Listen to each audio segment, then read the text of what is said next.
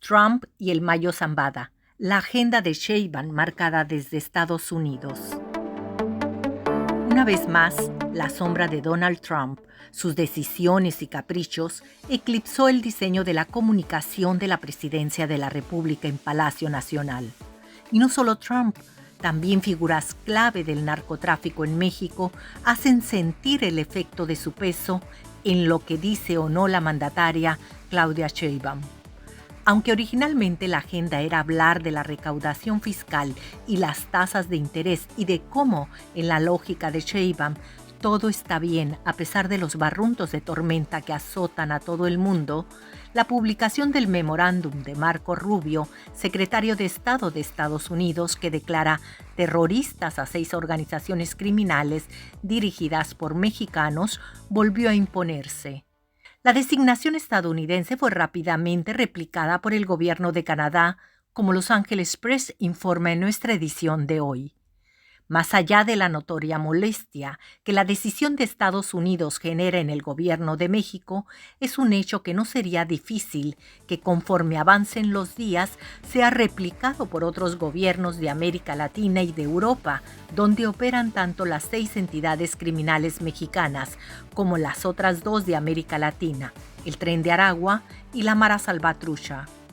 Es notable que, horas después de la decisión del gobierno de Estados Unidos, la defensa de Ismael Zambada haya hecho pública una comunicación que los diarios del Grupo Reforma destacaron como su principal en las ediciones de este viernes en la Ciudad de México, en Guadalajara y Monterrey, como se puede ver en la imagen que aparece en este podcast.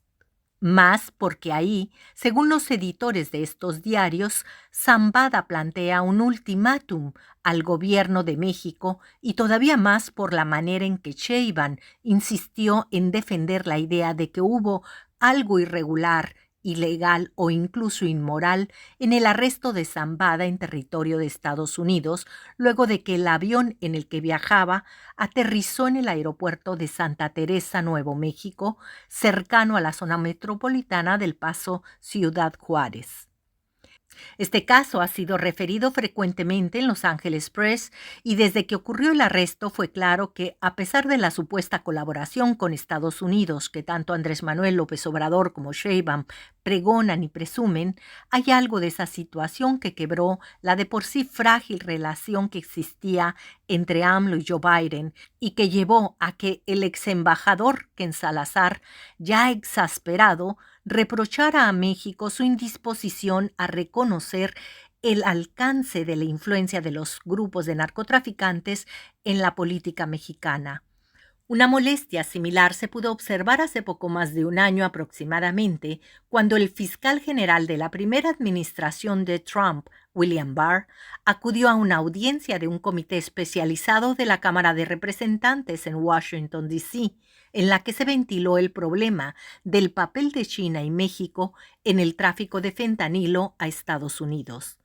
La molestia de Barr en aquella audiencia fue más importante porque fue él quien se tuvo que callar la decisión de Trump de liberar al general Salvador Cienfuegos, quien había sido arrestado en el aeropuerto de Los Ángeles, California, bajo cargos de recibir sobornos a cambio de proteger a grupos de narcotraficantes mexicanos al advertirles de posibles riesgos para sus operaciones. Cienfuegos fue el secretario de la Defensa Nacional de Enrique Peña Nieto y a pesar del arresto y de la manera en que Estados Unidos se desistió de ese arresto, fue condecorado por Andrés Manuel López Obrador en ceremonia pública en una de las antiguas sedes del Colegio Militar de la Secretaría de Defensa Nacional en Perote, Veracruz, octubre de 2023. Hoy Sheinbaum defendió su posición con el argumento de que no defiende al personaje en cuestión, sino el hecho, en el sentido de que Estados Unidos dice que tiene un delito y lo juzga en ese país. La alusión de la mandataria se puede escuchar a continuación. Imaginamos porque luego, supongamos un ciudadano de renombre, cualquiera que sea, pero que Estados Unidos dice que tiene un delito. Lo lleva allá y se juzga con pena de muerte. Entonces, sí hay un tema en la carta que está enviando que tiene que ver con la soberanía y el juicio. Repito, nadie está defendiendo al personaje, sino el hecho. Entonces, la Fiscalía ha trabajado mucho este tema y lo vamos a revisar con el fiscal, y el martes, si les parece, que viene a la reunión de seguridad, o a la mañanera de seguridad, aparte de la reunión, que pueda informarnos. Ahí intenta no verse como defensora de Zambada, pero dado el contenido de la comunicación publicada hoy por los diarios del Grupo Reforma, es una tarea que le resultó extremadamente difícil. Sheinbaum usó la situación para insistir en la idea de la supuesta autoridad moral de ella y su partido.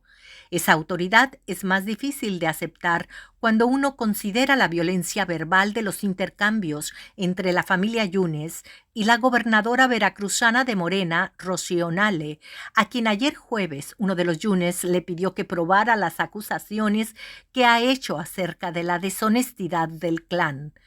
Antes de su actual militancia en Morena, los Yunes celebraban con primeras planas en la prensa local jarocha su militancia como miembros del PRI y del PAN. Y lo peor cuando uno ve la manera en que amplios sectores de la antigua izquierda oaxaqueña repudian la presencia en las filas de Morena de miembros de la familia Murat, que ocuparon en 2 ocasiones la gubernatura de Oaxaca bajo las siglas del Partido Revolucionario Institucional.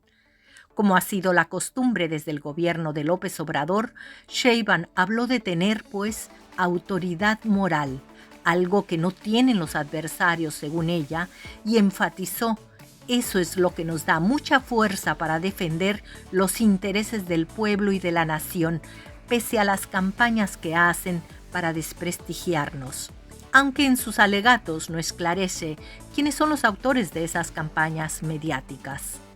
De ahí, Sheinbaum pasó a elogiarse a sí misma por haber recibido una carta de los gobernadores de su partido, que también se desvivieron en elogios. Hacia el final de la actividad, Sheinbaum aceptó haberse reunido con uno de los abogados del depuesto por golpista expresidente de Perú, Pedro Castillo. Según dijo Sheinbaum, el abogado Guido Croxatto le pidió ayuda para la defensa de Castillo, aunque no hubo claridad respecto del alcance de la ayuda que ofrecerá el gobierno de México.